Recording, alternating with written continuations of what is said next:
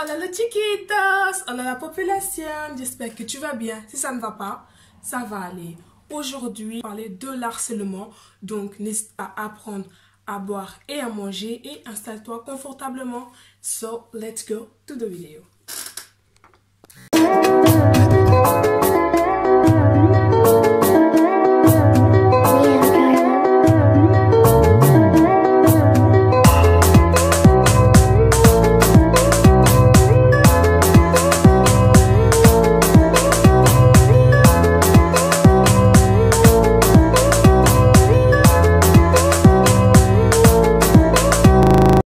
Déjà, en premier temps, il faut savoir que l'harcèlement est puni par la loi. Et qu'est-ce que c'est exactement que l'harcèlement? L'harcèlement, c'est une violence répétée qui peut être verbale, physique ou psychologique. Elle peut toucher n'importe quel milieu, c'est-à-dire l'école, le milieu du travail, à l'université et dans les rues. Et n'importe quelle personne, quel que soit son âge. Donc, ça peut être une femme, ça peut être un enfant, ça peut être un homme. D'ailleurs, on note 50% des femmes françaises qui ont été insultées dans la rue et 86% des femmes françaises qui ont connu de l'harcèlement, c'est-à-dire des insultes avant leurs 17 ans. Donc, on voit clairement qu'une fille, avant qu'elle atteigne l'âge majoritaire, elle connaît déjà des insultes dans la rue. Et aussi, 700 000 élèves ont subi l'harcèlement. Et on n'en parle pas souvent. Les hommes aussi, ils font partie des personnes qui subissent l'harcèlement, c'est-à-dire seulement 7% des hommes qui subissent. Bien sûr, il peut y en avoir d'autres qui subissent, qui sont victimes, mais ils sont pas, on n'en parle pas assez. Mais je pense que quand même, il y en a. Alors, pourquoi une personne est harcelée? C'est-à-dire, c'est une personne tout simplement qui ne rentre pas dans la même moule que les autres. C'est-à-dire une personne qui est différente de la société qui l'entoure, des personnes qui l'entourent. Une personne peut être harcelée à cause de son style vestimentaire. Elle peut être harcelée à cause de sa religion. Elle peut être harcelée si par exemple, pendant le cas d'un garçon ou d'une fille qui n'agit pas comme les personnes du même sexe qu'elle, elle peut être déjà une victime parfaite pour l'harceleur. Ça peut être aussi des personnes qui ont un comportement qui est différent des personnes qui sont autour d'eux, c'est-à-dire au collège, au travail, comment ils se comportent avec leurs camarades de classe, avec leurs collègues de classe.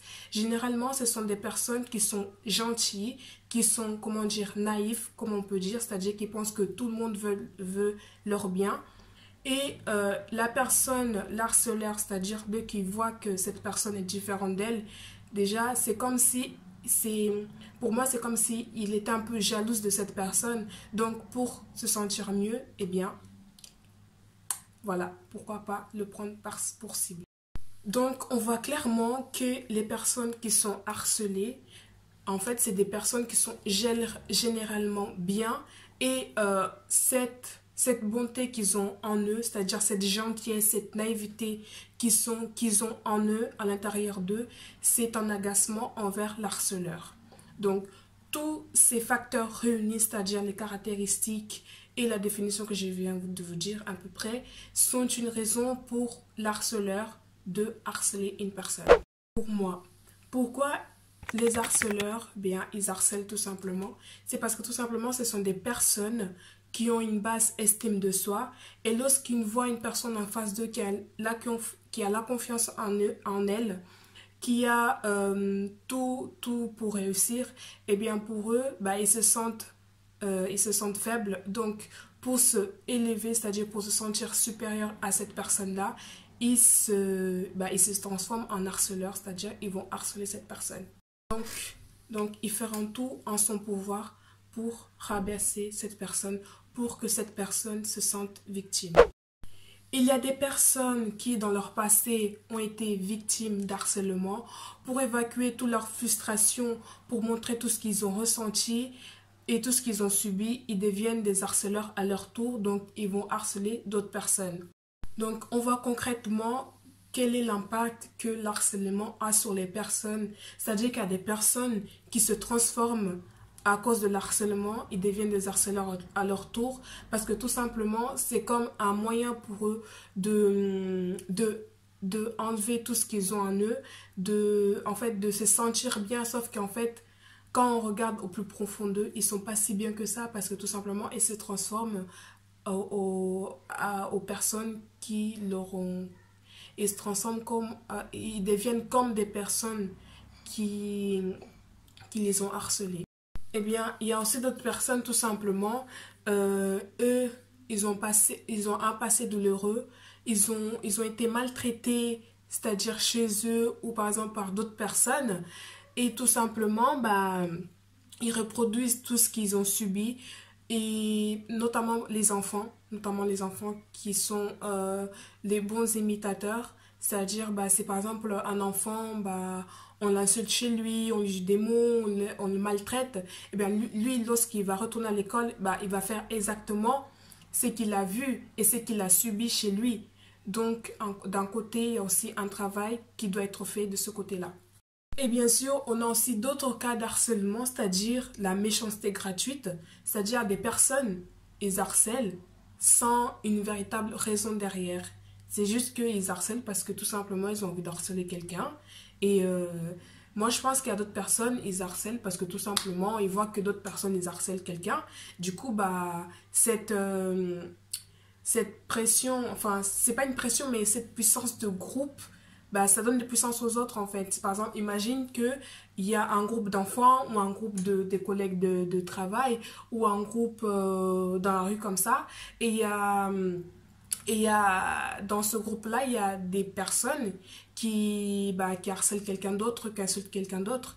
Et bah, tout simplement, il y aura d'autres personnes aussi qui sont dans le groupe ils vont suivre en fait l'effet du groupe sans savoir pourquoi en fait. C'est juste que voilà, il y a une puissance qui est en eux qui encourage tout cela.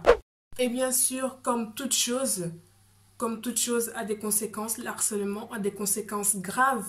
C'est-à-dire qu'il y a des personnes qui n'hésitent pas à utiliser la manipulation, c'est-à-dire les harceleurs. Il y a des harceleurs, ils ne restent pas que sur le fait d'harceler une personne, mais ils utilisent également la manipulation, ce qui peut provoquer un sentiment de culpabilité envers la victime. C'est-à-dire que la victime, par exemple, elle peut se sentir coupable de ce qui lui arrive. Donnez, par exemple, une fille qui marche dans la rue. On va prendre un exemple simple. Une fille, elle marche dans la rue et s'est habillée d'une certaine manière. Ok? D'accord. Ça, c'est sa décision. Elle marche dans la rue et là, tu entends « Oups, madame, comment tu vas ?»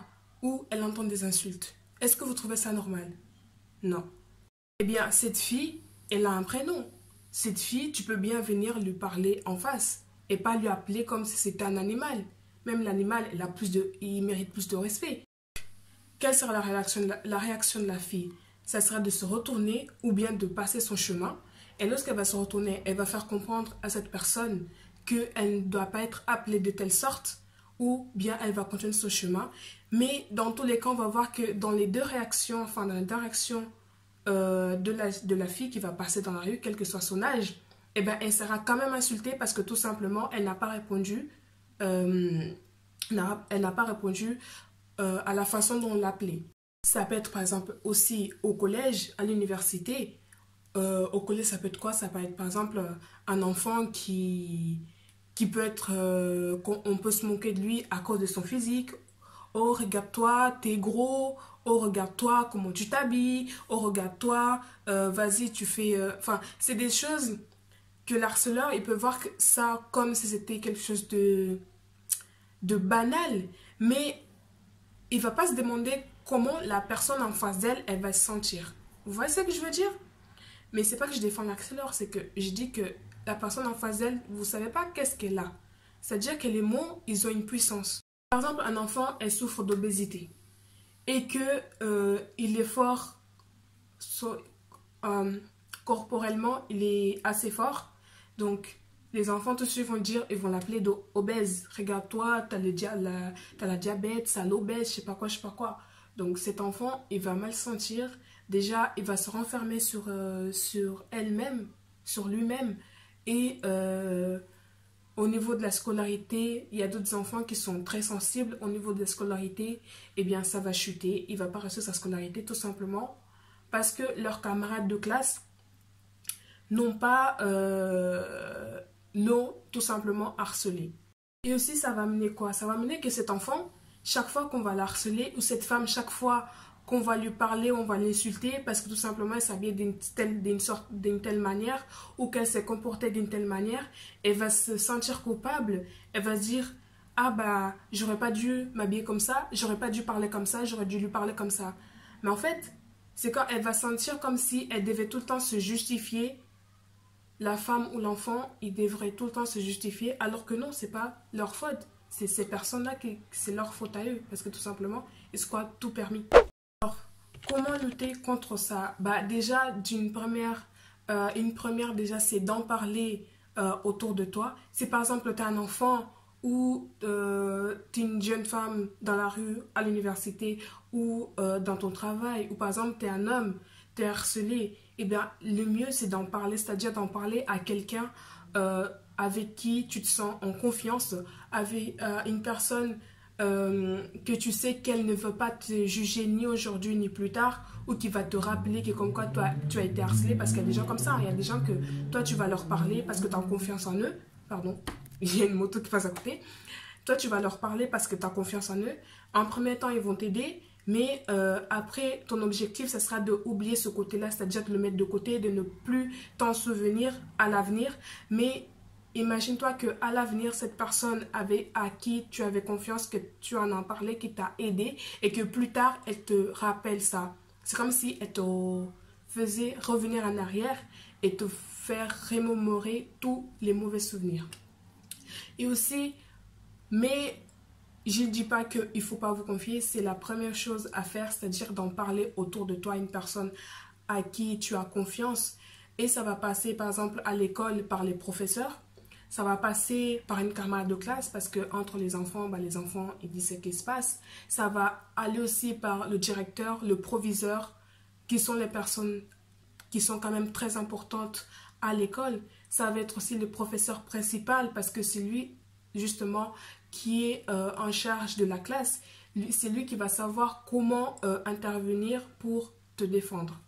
J'ai oublié aussi de préciser, les enfants à l'école, il faut aussi prévenir les parents quand même, parce que c'est les parents qui sont vraiment là pour nous aider, pour aider les enfants qui sont harcelés. C'est eux les premiers, les principaux, comment dire, j'arrive pas à trouver les mots, mais ça va vraiment eux qui vont vous aider quoi, à surmonter tout ça. Et si par exemple, tu es une femme ou un homme et tu es dans le milieu du travail, le mieux, ça sera de identifier le style, le type de harcèlement. Le deuxième, ça sera de... Pardon, je suis en train de regarder le deuxième, de rassembler toutes les preuves. Et après toutes les preuves rassemblées, il faut aller voir le patron.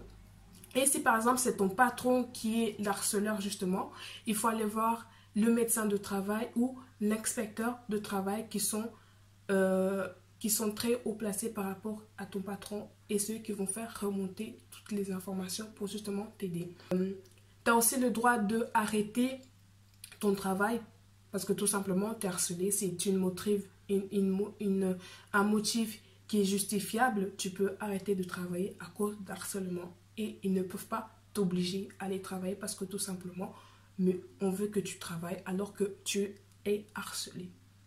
Donc, en conclusion, qu'est-ce que je peux dire sur le harcèlement?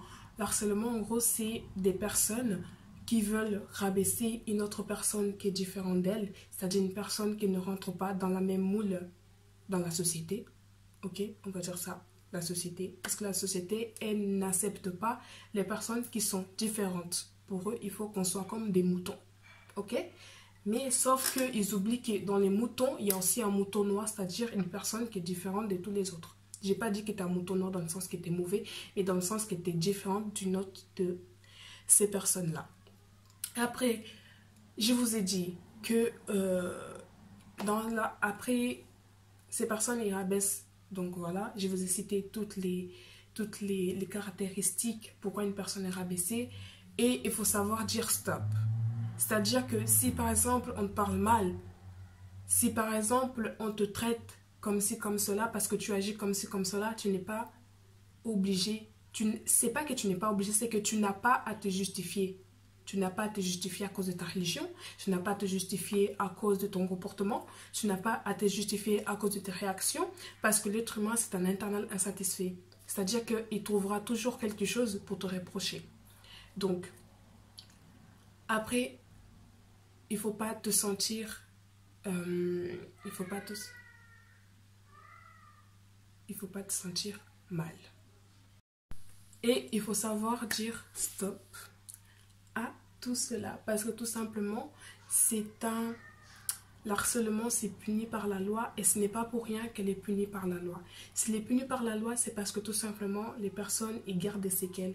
Il y a d'autres personnes qui se suicident à cause de l'harcèlement. Il y a d'autres personnes qui ne réussissent pas à avancer dans leur vie parce que tout simplement, il y a telle personne qui lui a fait ci, qui lui a dit ça.